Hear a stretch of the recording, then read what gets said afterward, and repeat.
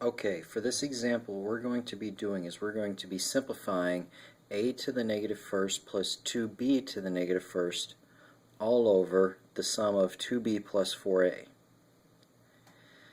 Whenever you're working with a complex fraction like this, you want to treat the numerator and denominator as two separate entities, which means we'll treat this numerator as one entity and the 2b plus 4a as a second. So first let's just look at this as if our problem was just a to the negative first plus 2b to the negative first. So we have some negative exponents and we have to make them positive. To make them positive, you move them across the fraction bar, which means in that case, if we just have a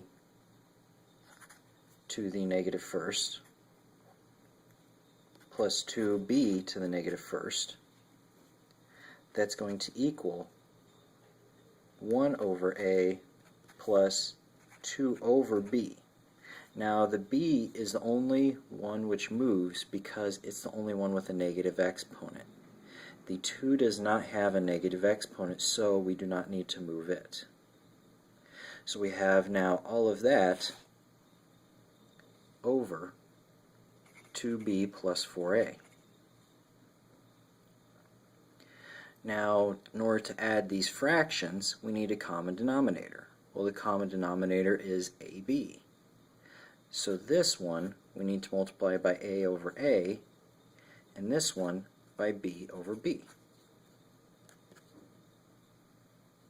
which will then give us b over ab plus 2a over ab, and that's all over 2b plus 4a. Now we have a common denominator of these two fractions in the large numerator, so we can put them together, which will give us then ab plus 2a all over ab, and remember that that's all over 2b plus 4a. Now, we have a fraction divided by something. You never divide fractions, instead you multiply by the reciprocal. We can put that over 1, and then we multiply by its reciprocal, which would be 1 over 2b plus 4a.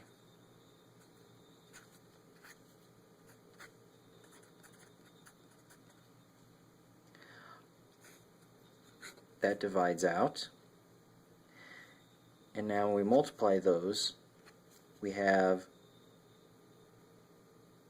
b plus 2a times 1, which is itself, over ab times 2b plus 4a.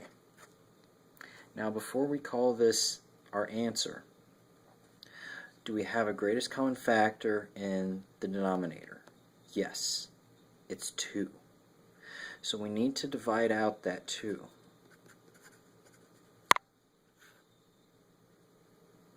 So we have AB out there, and we can take out a 2 from that, which leaves us with B plus 2A. Now, do you have any common factors in the numerator and denominator? Yes. It's in fact B plus 2A.